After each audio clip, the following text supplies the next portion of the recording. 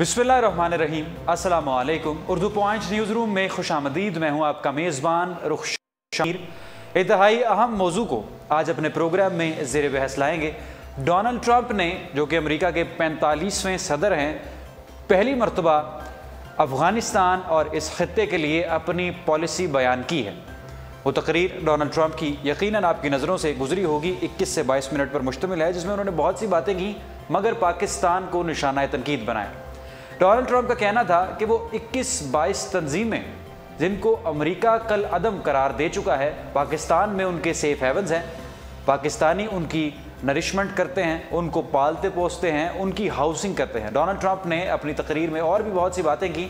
India को credit दिया, अफ़गान हुकूमत को क्रेडिट दिया, मगर पाकिस्तान को पसे पुश्त डाला। पाकिस्तान की जो जदोजहद है, पाकिस्तान की जो काविशें हैं, जो पाकिस्तान की कुर्बानियाँ हैं, हज़ारों फ़ौजियों की, हमारे सिविलियंस की, हमारे बेटों की, बच्चों की, बहनों की, भाइयों की जो कुर्बानियाँ हैं दहशतगर्दी के ख़ात्मे के लिए, उनको यकसर नज़रअंदाज कर दिया।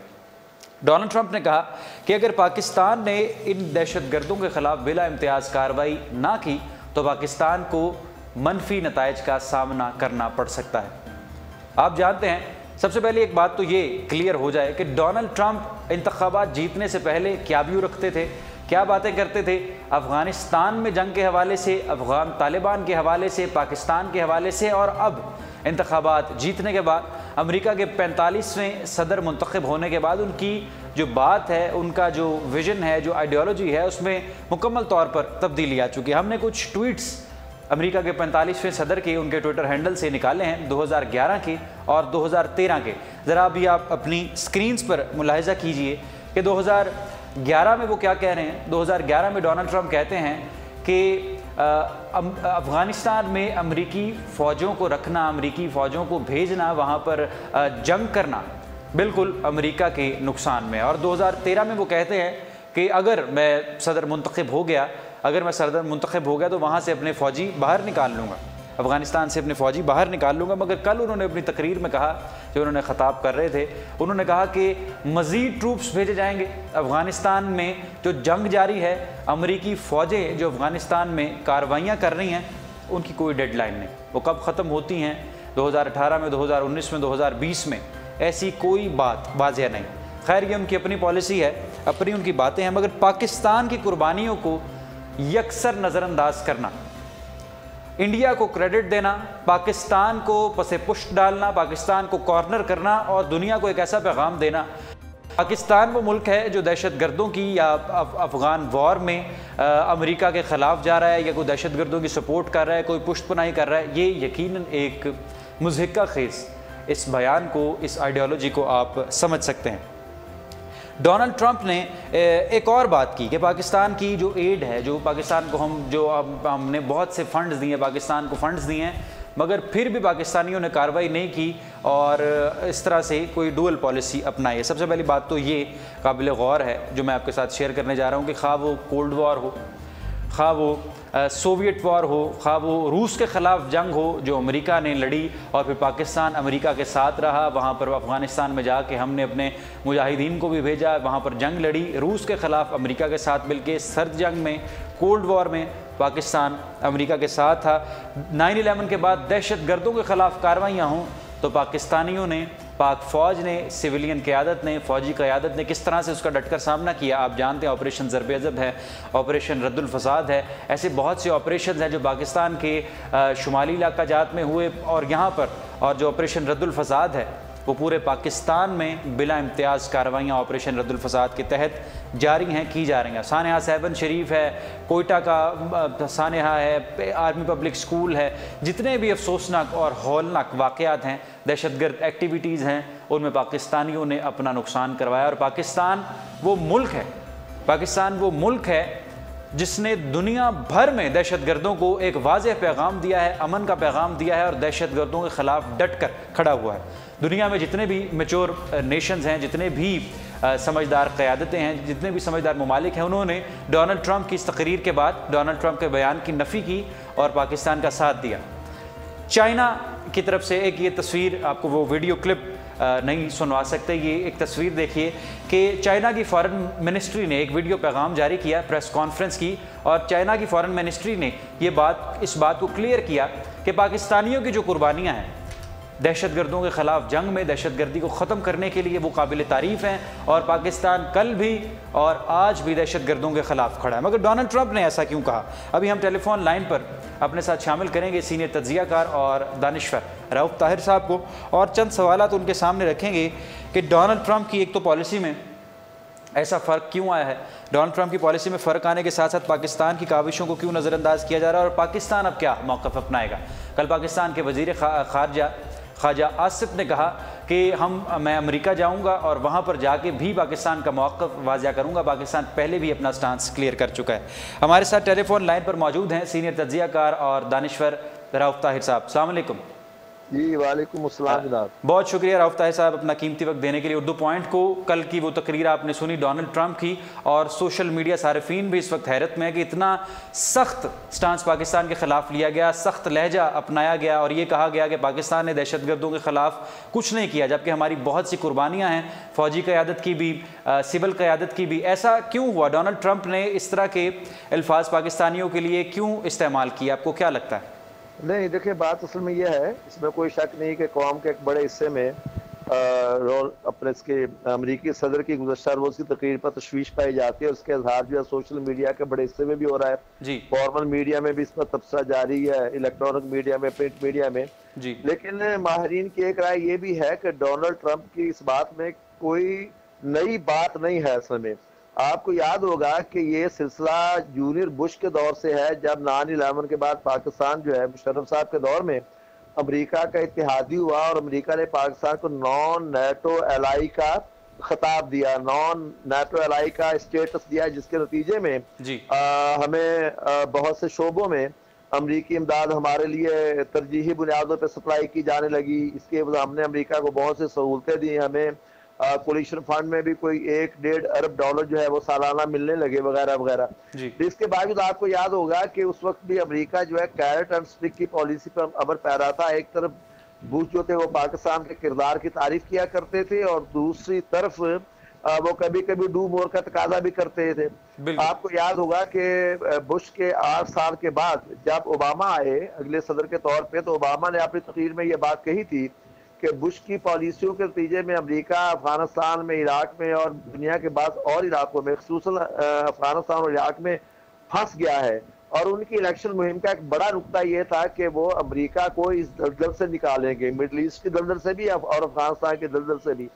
लेकिन अमेरिका के लिए एक मसला ये है कि वो पुरअमन अफगानिस्तान उसकी जरूरत है। एक शोरज़दा अफगानिस्तान जो हमाकत उन्होंने रशियन फौजों के विड्रॉल के बाद की थी, और जिसके नतीजे में बकौल उनके अफगानिस्तान जो है वो दहशतगर्दों के लिए सेफ हेवन बन गया, तो वो अमेरिका उस तक अफगानिस्तान छोड़ के नहीं जाना चाहता जो रूसी फौजों की वापसी के बाद पैदा हो गया था। और वो ये दावा किया था अपना बुश ने, एक तरफ मिडिल ईस्ट में कि वो इराक में एक जमहूरियत लाएगा, दूसरा अफगानिस्तान को एक जदीद जमहूरिया बना के जाएगा। लेकिन वो फंसते चले गए। ओबामा जो है वो भी इस दावे के साथ आए कि वो अपना जो मकासद वहां पे हासिल नहीं कर सकी बुश इंतजामिया, वो ओबामा इंतजामिया हासिल करेगी और जल्द अज जल्द अफगानिस्तान से अमेरिका का इनखला होगा। लेकिन आप जानते हैं कि उनके 8 साल के दौर में भी अमेरिका जो है वो अफगानिस्तान में फंसा रहा, और एक मौका ऐसा आया कि अफगानिस्तान में नेटो और अमेरिकी फौजियों की तादाद 1 लाख से बढ़ चुकी थी जी, याद होगा आपको। अच्छा, उसके बाद ट्रंप साहब आए, ट्रंप की इंतखाबी मुहिम भी आपको याद होगी, उसने बिल्कुल वो बड़ा निशाना तनकीद बनाते थे ओबामा एडमिनिस्ट्रेशन को, और कहते थे कि पैसों का भी ज़या है और हमारे पैसे ज़ाया किए जा रहे हैं, और हमारी पॉलिसी जो है वो सबसे पहले अमेरिका होनी चाहिए। वो जो हमारे सदर मुशर्रफ कहा करते थे पाकिस्तान फर्स्ट, उनका अमेरिका फर्स्ट, उसके इलाज उन्होंने ये ढूंढा कि अमेरिका जहां जहां दलदल में फंसा हुआ है वहां से निकलेगा। नेटो से नेटो ममालिक जो है वो अमेरिका के पैसे पे जो अयाशी कर रहे हैं, हम उनसे अलग हो जाएंगे। हम जापान से कहेंगे कि सिर्फ $2 बिलियन में तुम्हारा दिफा नहीं हो सकता, रकम बढ़ाओ वरना अपने दिफा का खुद बंदोबस्त करो। अफगानिस्तान से इनखला की भी वो बात कर रहे थे, और उनकी कोशिश थी کہ ان کی ترجیح جو ہے وہ امریکہ کا داخلی استحکام ہوگا اور امریکہ کی معیشت کی مضبوطی ہوگا، اور وہ اسی طرح ہوگا کہ وہ دنیا کے مختلف حصوں سے واپس آ جائے. لیکن ہم دیکھ رہے ہیں کہ وہ اس میں بالکل یو ٹرن ہوتا ہے، یا 180 درجے کا جو ٹرن ہوتا ہے. ڈونلڈ ٹرمپ نے وہ ٹرن لیا ہے جی، اور اس کے آپ کہہ سکتے ہیں وہ پینٹاگون کی پریشر میں آ گیا، یا اس کے لیے ممکن نہیں ہے افغانستان کو سال میں چھوڑ کے جانا. اور آج کا افغانستان جو ہے وہ شورش کے لحاظ سے یا بغاوت کے لحاظ سے، جسے وہ دہشت گردی کہتے ہیں، ہمیشہ سے زیادہ یہ 9/11 کے بعد ہمیشہ سے زیادہ اس وقت وہاں پہ پرابلم ہو رہے ہیں. ایک عرصے تک تو وہ جو جدوجہد تھی طالبان کی وہ پاکستان کے قریبی علاقوں میں تھی، لیکن اب آپ دیکھتے ہیں کہ دریائے آمو کے قریب بھی، یعنی شمالی افغانستان تک میں مجاہدین کی، جنہیں ہم طالبان کہہ لیں، مجاہدین کہہ لیں، دہشت گرد کہہ لیں، ان کی کارروائیاں ہو رہی ہیں جی. کابل کا سیف زون اور ریڈ زون جو ہے وہ بھی ان کی کارروائیوں سے محفوظ نہیں ہے، ان کے سفارتی علاقے سے محفوظ نہیں ہے. پہلے انہیں طالبان کا یا القاعدہ کا سامنا تھا، اب انہیں داعش کی صورت میں اس سے بھی بڑی ایک افریت کا سامنا ہے. تو میرے خیال میں ڈونلڈ ٹرمپ جو ہیں انہوں نے پاکستان کے لیے کوئی واضح پالیسی ان معنوں میں تو اعلان نہیں کیا کہ وہ کہہ دے کہ ہم نے ان کی وہ جو کولیشن فنڈ ہے وہ بند کر دیا ہے، اور انہیں پاکستان کا نان نیٹو الائی اسٹیٹس جو ہے وہ واپس لے لیا ہے. اگرچہ انہوں نے دھمکی یہی دی ہے کہ پاکستان اپنے سرزمین کو پاک کرے دہشت گردوں کے سیف ہیون سے، ورنہ پھر یہ ہے کہ اسے اس کا خمیازہ بھگتنا پڑے گا، یعنی وہ ہمارا نان نیٹو الائی اسٹیٹس ختم کر دے گا اور اس کے علاوہ باقی مسائل پاکستان پیدا کرے گا. تشویش کی بات اس میں یہ بھی ہے کہ اس نے افغانستان میں انڈیا کے کردار کو بڑھانے کی بات کی ہے. اس کا یہ مطلب ہوا کہ افغانستان میں ایک اور پراکسی وار جو ہے وہ لڑی جائے گی، لیکن انڈیا کے دانشمند جو ہیں اور دانشور جو انہیں بھی صورتحال میں محسوس کرنا چاہیے کہ جہاں پہ امریکہ پھنسا ہوا، نیٹو پھنسا ہوا ہے، وہاں پہ اپنا کیا انڈیا افورڈ کر سکے گا، جسے خود کشمیر سمیت انڈیا کی 7-8 ریاستوں میں شورش کا سامنا ہے، اور کشمیر ان کے ہاتھ سے نکلا چلا جا رہا ہے. اس کی افغانستان کے اندر مزید انوالومنٹ، پہلے بھی انوالومنٹ، اس سے زیادہ انوالومنٹ جو ہے وہ بھارت کے لیے بھی دلدل بنا دے گی. بہرحال میں سمجھتا ہوں جی کہ پاکستان کی سفارت کے لیے اور پاکستان کی سیاسی قیادت کے لیے اور اصلی قیادت کے لیے ایک نیا چیلنج درپیش ہے. اگرچہ ڈونلڈ ٹرمپ کی تقریر سے ایک دن پہلے ہمارے D G I S P R انہوں نے بھی پریس بریفنگ دی تھی. اچھا رؤف طاہر صاحب، ایسا نہیں کہ پاکستان ہمیشہ سے اپنا نقصان کر کے بھی امریکہ کے ساتھ کھڑا رہا ہے، وہ سرد جنگ ہو، وہ روس کے خلاف افغانستان میں لڑنا ہو، وہ 9/11 کے بعد دہشت گردوں کے خلاف کارروائی ہو، مگر اب پاکستان کی جو صورتحال بن چکی ہے جہاں پر پاکستان کھڑا ہے، امریکی پریس بھی یہ چھاپ رہی ہے. آپ نے دیکھا گزشتہ دنوں، گزشتہ ہفتوں نیو یارک ٹائمز میں جو ایڈیٹوریل چھپے، جو کالمز چھپے کہ پاکستان ہی دہشت گردوں کا سیف ہیون بنا ہوا ہے، پاکستان ہی ان کو ہاؤسنگ فراہم کر رہا ہے. اب پاکستان اپنا موقف کیسے دنیا کو بتا سکتا ہے؟ پاکستان اپنے آپ کو کلیئر کیسے کر سکتا ہے؟ آپ کو کیا لگتا ہے؟ دیکھیں بات اس میں یہ ہے کہ دنیا میں بس اوقات یہ بھی لازم نہیں ہے کہ دنیا کا موقف جو ہے اور دنیا سے مراد امریکہ اور اس کے حواری ہیں وہ ہمیشہ ان کا موقف کسی اصول پہ مبنی ہی ہو. بس اوقات وہ اپنی ناکامیوں پر پردہ ڈالنے کے لیے بھی دوسرے ملکوں کو مورد الزام ٹھہرا دیتے ہیں. وہ ویتنام میں شکست سے 2-4 تھے، خود امریکی یونیورسٹیوں میں مظاہرے ہو رہے تھے کہ ویتنام سے واپس آؤ، اور امریکہ اپنی ناکامیوں کا اعتراف جب وہ کمبوڈیا پہ ڈالتا تھا کہ ویتنامی باغی جو ہیں، جنہوں باغی کہتا تھا، وہ کمبوڈیا کے سرزمین سے آپریٹ کرتے ہیں. تو میں نہیں سمجھتا، مجھے آپ کس بات سے جزوی اختلاف ہے کہ پاکستان نے ہمیشہ امریکہ کا کھیل کھیلا اور ہم نے کبھی اپنی آزادانہ پالیسی اختیار نہیں کی. اس میں کوئی شک نہیں کہ بعض مواقع پہ، بلکہ بیشتر مواقع پہ پاکستان اور امریکی جو تھے وہ اپنے مشترکہ اہداف کے لیے اکٹھے بھی رہے. لیکن ایسا بھی ہوا کہ ہم نے کئی بار امریکیوں کو نو کہا، ہم نے اپنے نیوکلیئر پروگرام کے حوالے سے امریکیوں کو نو کہا، اور یہ بات بھی درست نہیں کہ سوویت یونین کے خلاف جنگ جو تھی وہ صرف امریکہ کی جنگ تھی، وہ پاکستان کے ساورنٹی کی جنگ بھی تھی اور روس کو گرم پانی تک روکنے کی جنگ بھی. وہ الگ ایک بحث میں ہم چلے جائیں گے.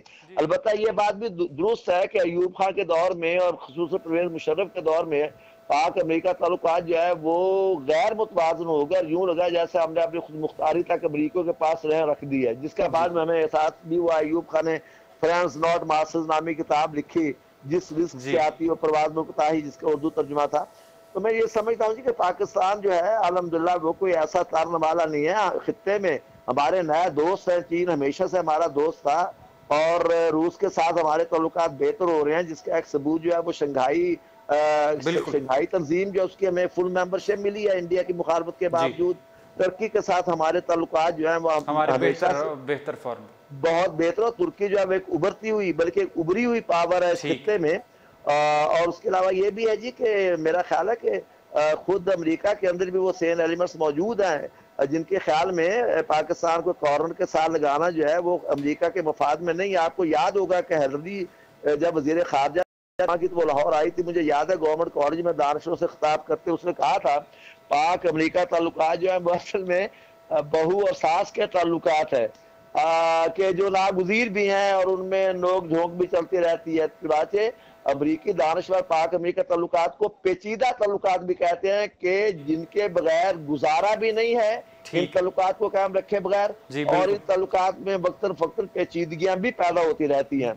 आज हमारी सिविल क़यादत जब आपको मालूम है सऊदी अरब गई है और कल परसों हमारे वजीर खारजा नए वजीर खारजा जो अमेरिका भी जा रहे हैं। ठीक है, मेरे ख्याल में उसकी धमकी अपनी जगह डोनाल्ड ट्रम्प की, लेकिन फिर भी हमारी पोजीशन बरकरार है, मौजूद हैं जिनके नतीजे में हम ये खेल जीत सकते हैं इंशाल्लाह। परेशानी की बात नहीं है।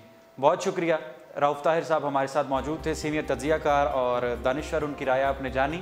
डोनाल्ड ट्रंप ने जो तकरीर की और पाकिस्तान को उसमें निशाना तनकीद बनाया, पाकिस्तान की जितनी भी जद्दोजहद थी, जितनी भी कोशिशें थी खत्ते में अमन के लिए, उनको एक साइड पर रखा और कहा कि ये वो मुल्क है जो दहशतगर्दों की पुष्ट करता है, दहशतगर्दों को सेफ हेवन्स फराहम करता है। सोशल मीडिया सार्फिन में बिलखसूस और जितने भी पाकिस्तानी उनमें शदीद तशवीश पाई जा रही है डोनाल्ड ट्रंप के इस बयान को लेकर। सोशल मीडिया सार्फिन भी डोनाल्ड ट्रंप को निशाना बना रहे हैं, निशाना तनकीद बना रहे हैं। कुछ बात करते हैं पाकिस्तान के हवाले से।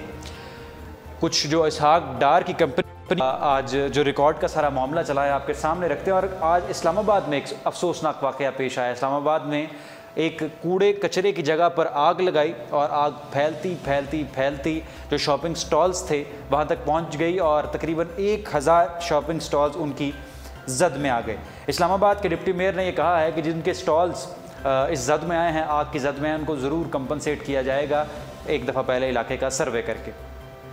सबसे पहले खबर शामिल करते हैं। SECP ने इसहाक डार की कंपनियों का रिकॉर्ड नैब लाहौर में जमा करा दिया है, जबकि इनकी अहलिया, 2 बेटों और बहू की कंपनियों से मुतल्लिक रिकॉर्ड भी जमा करवा दिया गया है।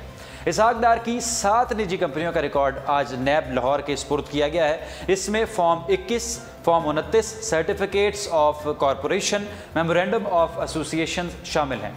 Joint director SECP Ali Adnan ने कंबाइंड इन्वेस्टिगेशन टीम को रिकॉर्ड जमा करवा दिया है और CNG पाकिस्तान इंस्पेक्टर डिस्ट्रिक्ट ब्यूशन और हजवेरी होल्डिंग का रिकॉर्ड भी जमा करवा दिया गया है। और आज इस्लामाबाद में, जिस तरह से आपको मैं पहले बता रहा था, इस्लामाबाद के सेक्टर H9 के सस्ता बाज़ार में ये आग लगी। बाज़ार से कुछ ही फासले पर कूड़ा क्रिकेट था जिसको आग लगाई गई और आग वहाँ से फैल के इस्लामाबाद के H9 सस्ता बाज़ार तक पहुँच गई और उसमें 1000 के करीब स्टॉल्स उस आग की जद में आ गए। वहाँ पर कपड़े के स्टॉल्स भी थे, वहाँ पर ख़रीदो फ़रोख्त दूसरी रोज़मर्रा की अशिया के स्टॉल्स भी थे। वो उन सब स्टॉल्स को आग लग गई। अलबत्ता जानी नुकसान कोई नहीं हुआ।